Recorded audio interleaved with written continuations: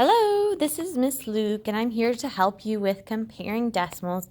To help me help you, I'm going to use the sheet that we worked on in class as an example. So the very first thing you want to do when you're comparing numbers is put those numbers on top of each other, stack them up in a place value chart. So here I have 9 and 72 thousandths. So I'm going to write that in my chart. And then I have 9 and 720 thousandths. So I'm going to write that in my chart. Now I'm going to compare them. I'm going to start with the largest place values. These over here are the largest, and they get larger the further to the left they go. These are your smallest, and they get smaller the further to the right that you go. So we're going to look at the ones that matter the most. Think of this as $9. Think of this as 7 dimes versus 0 dimes. 7 pennies, 2 pennies. And these are so small, they're not even a whole penny.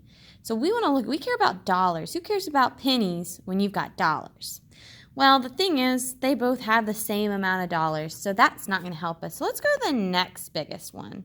Here, we have two different numbers. We have 0 and 7. So what's the biggest number? Well, 7's bigger. So this is actually our bigger number, our greater number. I don't even have to look at the hundredths and thousandths because they're so small compared to the tenths, they don't even matter. So I know right away that I can say that this 9 and 720 thousandths is bigger. I'm going to do the same thing here. I'm going to put these numbers in my place value chart, and I'm going to start with the big numbers and compare from there. So I'm looking at my ones. They're the same, so that's not going to help me.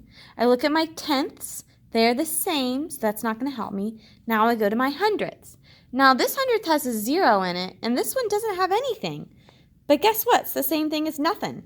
0. So that's the same. And this one's 0, so that's the same. So guess what? These are actually equal to each other. They're the same number.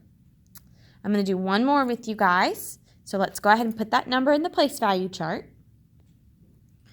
I'm going to look again at the ones place, the largest place value. Now, if I had tens or hundreds, I'd be looking there. But I don't. Ones is my biggest right now. So those are the same. Again, the tenths is where they are different. A 4 is bigger than my 0, so this is the bigger number, 8 and 4 tenths. You probably think, just by looking at these two numbers, that this one's bigger, because that has 3 numbers after the decimal. This one only has 1 number after the decimal. This says 99. This only says 4. So you'd think this would be the bigger number.